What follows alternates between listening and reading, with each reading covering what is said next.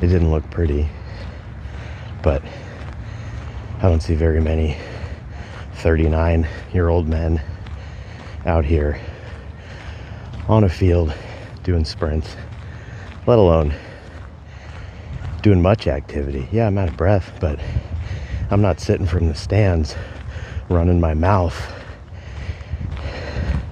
like the overweight adult that I am. So be better for your kids, be better for the athletes that you coach. Lead by example. Get your butt moving this year.